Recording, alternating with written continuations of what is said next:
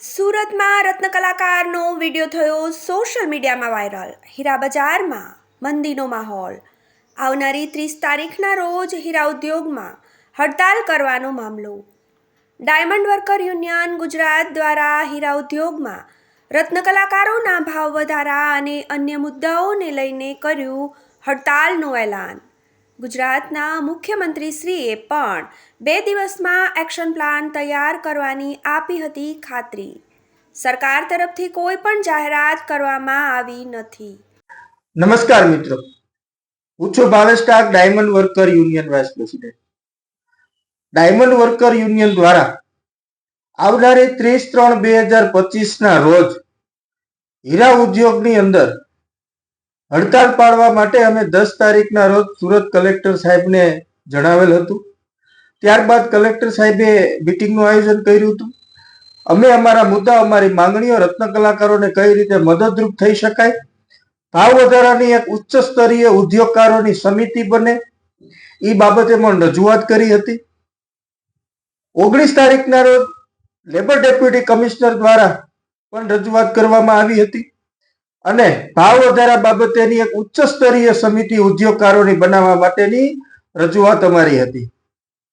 ત્યારે મુખ્યમંત્રી સાહેબે પણ જ્યારે ઓલ ગુજરાત ડાયમંડ એસોસિએશન મળવા ગયું હતું ત્યારે આપણા મુખ્યમંત્રી સાહેબે પણ કીધું હતું કે 2 દિવસની અંદર અમે એક્શન પ્લાન ઘડીશું અને રત્ન કલાકારોની આ મંદીમાંથી બહાર લાવવા માટે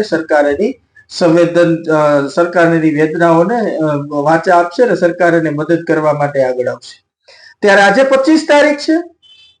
સરકારને હજી પણ અમે વિનંતી કરીએ છીએ કે આપે જે કીધું હતું એ પ્રમાણે રત્ન કલાકારોને મદદ કરવામાં આવે. રત્ન કલાકારોને આર્થિક પેકેજ, રત્ન કલાકાર કલ્યાણ બોર્ડ અને મોંઘવારી પ્રમાણે રત્ન કલાકારોના ભાવ વધારવામાં આવે.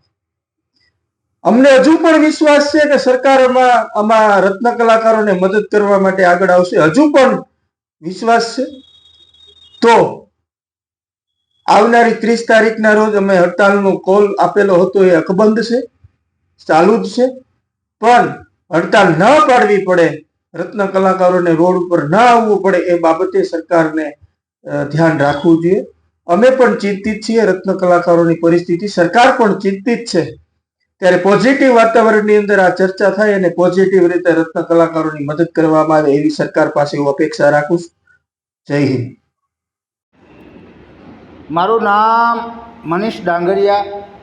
આજના વિડીયોના માધ્યમથી સુરતના એક રત્ન કલાકારોને કહેવા માગું છું કે આવનારી 30/3/2025ના રોજ હીરા ઉદ્યોગની અંદર આજે નોટબંધીથી માંડીને કોરોના કાળના સમયથી જે પરિસ્થિતિ પેદા થઈ છે ડાયમંડ ઉદ્યોગની અંદર, આપ સૌ લોકો જાણો છો. ત્યારે એક રત્ન કલાકારોને કહેવું છે કે રત્ન કલાકારોના એક પરિવારની પરિસ્થિતિ અત્યારે કંગાળ બનતી જાય છે, ભયજનક બનતી જાય છે. પરિવારોના કોઈ પણ સભ્ય આત્મહત્યા કરે છે, સ્યુસાઇડ કરે છે. જેમના દરેક મુદ્દાને ધ્યાનમાં રાખી હીરા ઉદ્યોગની અંદર ભયંકર મંદી આગ ભભૂકી છે. ત્યારે 30/3/2025ના રોજ ડાયમંડ ઉદ્યોગને સ્વયંભૂ બંધ રાખવા માટે, આંદોલનને મજબૂત કરવા માટે ડાયમંડ ઉદ્યોગ સાથે જોડાયેલા એક પરિવારને, એક રત્ન કલાકારને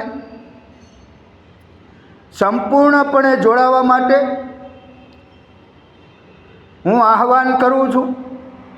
અને સાથે સાથે આ આંદોલનથી,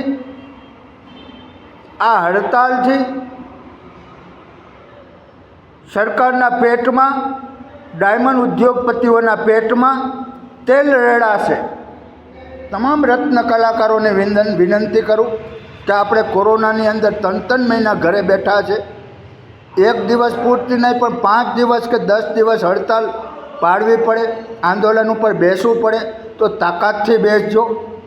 પાછી પાની નહીં કરતા અને તમામપણે ન્યાય મળવો જોઈએ. આપણા જે મુદ્દાઓ છે રત્ન કલાકારોના, એ મુદ્દાઓને ન્યાય મળવો જોઈએ. જય હિન્દ, જય ભારત. Arvind Rathod, GTV news, Surat.